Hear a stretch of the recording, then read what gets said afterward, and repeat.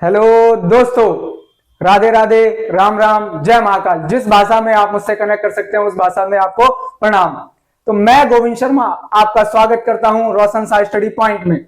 तो जिस तरीके से एक योद्धा जब जंग पर जाता है तो उसको कुछ हथियारों की जरूरत पड़ती है, उसे अस्त्र शस्त्र की जरूरत पड़ती है, उसी प्रकार से जो हमारा 2024-25 का बोर्ड है उस अभियान पर जाने के लिए हमें कुछ अस्त्र शस्त्रों की जरूरत पड़ेगी, जिसे हम सिलेबस बोलते हैं।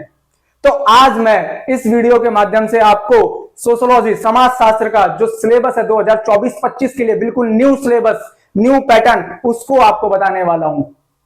मैं आपका सारथी गोविंद शर्मा आपको इस तरीके से बताऊंगा, जिस तरीके से मैं आप बताऊं उस तरीके से आप उसको फॉलो करते चलिए, आप बाकायदा बहुत ही अच्छे मार्क्स इसमें गेन करेंगे।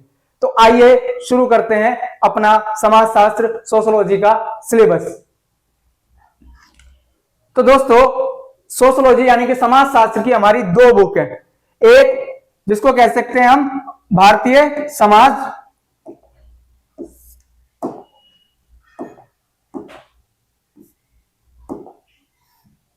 एक जो बुक है हमारी वो है भारतीय समाज, और दूसरी बुक है भारत में सामाजिक परिवर्तन एवं विकास। तो ये दो बुक हमारी सोशियोलॉजी की रहने वाली हैं। तो अब इन्हीं पर हमें थोड़ा सा गौर करते हुए चलना है। जो इसमें पढ़ रहे हैं वो कहीं ना कहीं सिर्फ और सिर्फ हमारा भारतीय समाज किस तरीके से है उसमें देखा जाएगा। और जो सेकंड बुक है हमारी भारत में सामाजिक परिवर्तन और विकास, यानी कि भारत में किस तरीके से समाज के अंतर्गत परिवर्तन देखने को मिल रहे हैं और आगे उनका विकास किस तरीके से हो रहा है, वो इसी वाली बुक के अंदर हम पढ़ने वाले हैं। तो देखिए,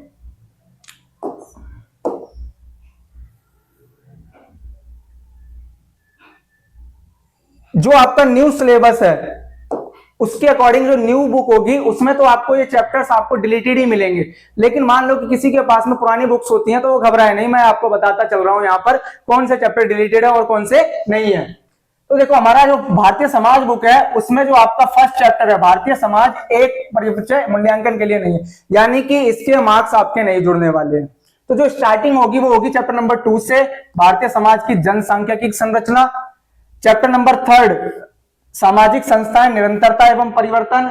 जो चैप्टर नंबर 4 है ये आपका इस बार 2024-25 बोर्ड के लिए नहीं आ रहा है। तो यानी कि इस पर आप बुक लेकर बैठे हो, बिल्कुल कट करते चले जाएं जो मैं आपको बता रहा हूं। फिर आता है हमारा चैप्टर नंबर 5 सामाजिक विषमता एवं बहिष्कार के स्वरूप। और फिर आता है हमारा चैप्टर नंबर 6 सांस्कृतिक विविधता की चुनौतियां। और जो चैप्टर नंबर 7 है ये सिर्फ और सिर्फ हमारे प्रोजेक्ट वर्क के लिए है, परियोजना कार्य के लिए है। यानी कि जो फर्स्ट बुक है उससे हमारा चैप्टर 2, 3, 5 और 6 आ रहा है। आई होप आपको अच्छे से क्लियर हो गया होगा।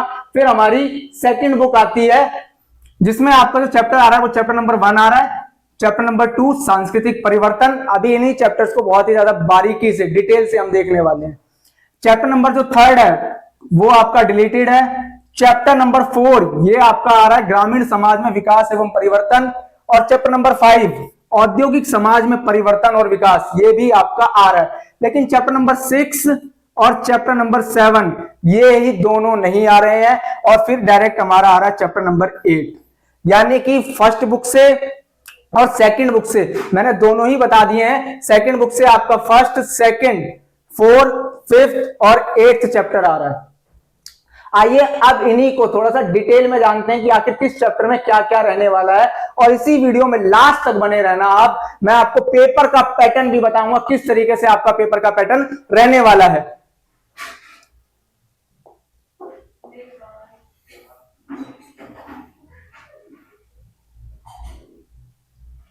तो देखिए, ये हमारा विषय समाजशास्त्र जो कोड है वो 039।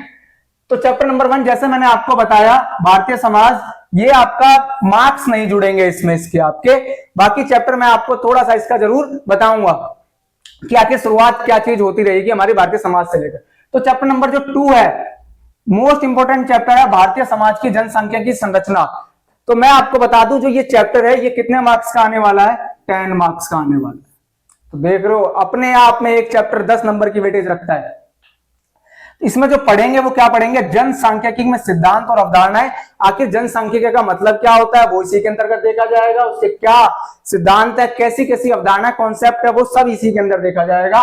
और इसी में हम जो बात करेंगे वो ग्रामीण नगरीय संपर्क एवं विभिन्नताएं की बात करेंगे कि जो ग्रामीण और नगरीय, कि ग्रामीण इलाका कैसा है, नगरीय इलाका कैसा है, उसमें क्या समानताएं हैं, क्या विभिन्नताएं हैं, वो इसी के अंदर हम देखेंगे। और भारत की जनसंख्या नीति, कि भारत ने अपनी जो जनसंख्या नीति है उसको कंट्रोल करने के लिए किस तरीके से जो पॉलिसीज बनाई है वो इसी के अंतर्गत हम देखेंगे।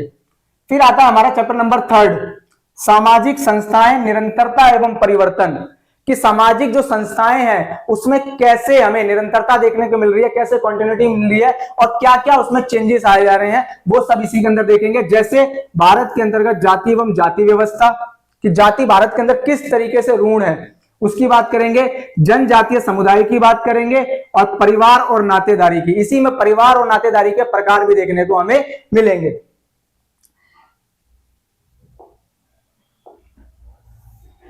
फिर इसी में हमारा जो भारतीय समाज, जो हमारी फर्स्ट बुक चल रही है, इसी में आता है हमारा चैप्टर नंबर 5, सामाजिक विषमता एवं बहिष्कार के स्वरूप, यानी कि इसी चैप्टर के अंदर जो हम देखने वाले हैं कि क्या समाज के अंदर कैसे भेदभाव देखने को मिलता है, कैसे उसके अंतर्गत कैसे समाज से बाहर कर दिया जाता है, यानी कि बहिष्कार कर दिया जाता है, वो इसी में देखेंगे। तो सामाजिक विषमता एवं सामाजिक बहिष्कार इसी में देखा जाएगा। असमानता को न्याय संगत और कायम रखने वाली प्रणाली कौन सी है, कि जो हमें असमानता देखने को मिलती है वो कैसे कैसे देखने को मिल रही है, तो वो जाति आधारित, जनजातीय और अन्य पिछड़ा वर्ग जिनके साथ में पहले बहुत ज्यादा कहीं ना कहीं असमानता देखी गई, तो उनके लिए आज क्या प्रावधान किए गए हैं, कैसे समानता स्थापित की गई है, वो सब इसमें देखा जाएगा। आदिवासियों का संघर्ष, वो इसी में देखा जाएगा। स्त्रियों की समानता और अधिकारों के लिए संघर्ष, कि स्त्रियों को किस तरीके से पहले बहुत ज्यादा प्रताड़ित करके रखा गया और अब उनका जो संघर्ष निकला और कैसे कैसे उन्होंने जो आंदोलन करे थे उसके जरिए उनके लिए क्या हमारे संविधान के अंदर और भारतीय समाज के अंतर्गत चीजें रखी गई हैं, वो इसी के अंदर देखेंगे। अन्यथा सक्षम व्यक्तियों का संघर्ष, जिसको हम बोल सकते हैं नॉर्मल समझने के लिए, जिनको आम भाषा में हम बोलते हैं दिव्यांग, डिसेबल्ड भी, तो इसी चीज को यहां पर हम पढ़ेंगे कि उन लोगों के लिए भी पढ़ा जाएगा इसी चैप्टर के अंदर। फिर हमारा चैप्टर नंबर 6, सांस्कृतिक विविधता की चुनौतियां, कि जो भारत के अंदर संस्कृति की बहुत ज्यादा विविधता है उसके लिए क्या क्या चुनौतियों का सामना हमें करना पड़ रहा है, जिसके अंदर हम बात करेंगे सांस्कृतिक समुदाय और राष्ट्र राज्य की, भारतीय संदर्भ में क्षेत्रवाद, राष्ट्र राज्य और धर्म से संबंधित मुद्दे और पहचान की, सांप्रदायिकता, धर्मनिरपेक्षता और राष्ट्र राज्य, तीनों को ही अलग अलग उसमें हम देखेंगे। राज्य और नागरिक समाज, इसकी भी बात हम इसी चैप्टर में करने वाले हैं। और चैप्टर नंबर 7 जैसा मैंने आपको बताया सिर्फ और सिर्फ परियोजना कार्य के लिए है, इसके भी मार्क्स नहीं जुड़ेंगे। अच्छा, जो चैप्टर नंबर हमारा पहले आ रहा था, यानी कि जो मैंने आपको बताए थे, जो चैप्टर नंबर 2 है ये भी हमारा 10 मार्क्स का है। चैप्टर नंबर जो 3 है ये भी 10 मार्क्स का है।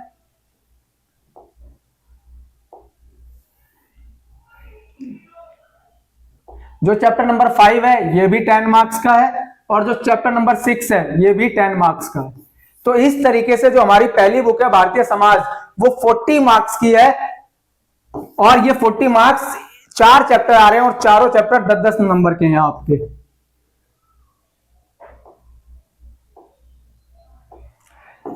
तो इस तरीके से ये वाली जो बुक है 40 मार्क्स की है भारतीय समाज आपकी। फिर हम बात करते हैं अपने सेकंड बुक की।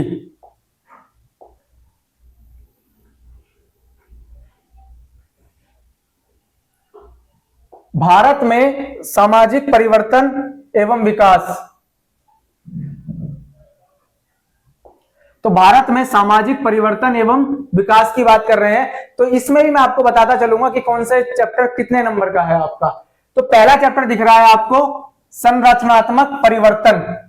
इसके अंतर्गत जो पढ़ने वाले हैं वो पढ़ने वाले हैं उपनिवेशवाद की समझ, औद्योगिकरण और नगरीकरण, कि किस तरीके से नगरीकरण देखने को मिल रहा है, औद्योगिकरण आया तो ही नगरीकरण देखने को मिला, वो इसी में हम बात करेंगे। और ये वाला चैप्टर जो आ रहा है ये आ रहा है हमारा 5 मार्क्स का। फिर हमारा चैप्टर नंबर 2 सांस्कृतिक परिवर्तन, उसमें हमने बात करी चैप्टर 1 में संरचनात्मक परिवर्तन की। अब इसमें जो बात करेंगे सांस्कृतिक परिवर्तन, कि जैसे समाज सुधार आंदोलन हुए इसी के अंतर्गत समझो समाज सुधारक हमारे थे, चाहे वो हमारे डॉक्टर बी आर अम्बेडकर रहे हो, चाहे महात्मा गांधी रहे हो, चाहे ज्योतिबा फूले रहे हो, ठीक है, चाहे हमारे दयानंद सरस्वती रहे हो, राजा राम मोहन रहे हो, सभी का इसी के अंतर्गत हम अध्ययन करने वाले हैं। और ये चैप्टर भी हमारा कितने नंबर का आ रहा है? 5 नंबर का आ रहा है। इसी में हम विभिन्न प्रकार के सामाजिक परिवर्तन, संस्कृतिकरण, पश्चिमीकरण, आधुनिकीकरण, पंथ निरपेक्षीकरण, इन सब की बात करने वाले हैं। फिर हम बात करेंगे इसी में चैप्टर नंबर 4 की, यानी कि क्योंकि मैंने अभी आपको बताया चैप्टर नंबर 3 डिलीटेड है, तो ग्रामीण समाज में विकास एवं परिवर्तन, सिर्फ और सिर्फ हम इसमें ग्रामीण परिप्रेक्ष्य में बात करने वाले हैं। जो ये चैप्टर आ रहा है, ये आ रहा है आपका 10 मार्क्स का।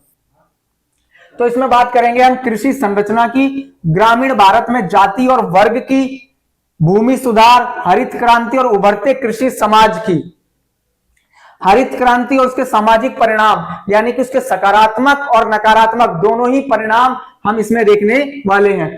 फिर ग्रामीण समाज में परिवर्तन, क्या क्या चेंजेस आ रहे हैं हमारे ग्रामीण इलाकों में, मजदूरों का संचार, कि मजदूर अब एक जगह से दूसरी जगह पर जा रहे हैं, तो क्या कारण है उनके जाने के, वो इसी में अध्ययन करने वाले हैं। भूमंडलीकरण, उदारीकरण और ग्रामीण समाज, कि जो ग्लोबलाइजेशन आया, लिबरलाइजेशन आया, उसने ग्रामीण समाज को किस तरीके से प्रभावित किया है, वो इसी चैप्टर में हम देखने वाले हैं।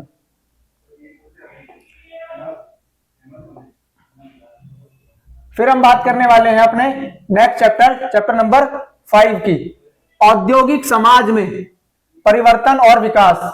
इसमें जो अब आया कि औद्योगिक समाज आया, तो उसके बाद से क्या क्या परिवर्तन देखने को मिले, तो इसमें हमें नियोजित औद्योगिकरण से उदारीकरण तक, कि हमने एक नियोजित अर्थव्यवस्था से चालू किया था और हम कहां तक आगे, उदारीकरण। देखो बुक का नाम ही है, जैसे भारत में सामाजिक परिवर्तन, तो समाज में परिवर्तन किस तरीके से आएंगे, फिर आगे की क्या रूपरेखा होगी, कैसे विकास किया जाएगा, वो इसी के अंतर्गत देखने वाले हैं।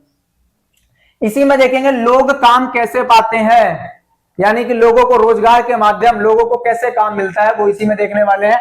कार्य प्रक्रियाएं कैसी रहेंगी, काम कैसे किया जाता है, काम करने की स्थितियां क्या होंगी, और घरों में होने वाला काम, हड़तालें और संघ, इसी के अंदर देखने वाले हैं। और ये चैप्टर भी हमारा कितने नंबर का आ रहा है? 10 मार्क्स का आ रहा है। और फिर आता है हमारा लास्ट चैप्टर सेकंड बुक का,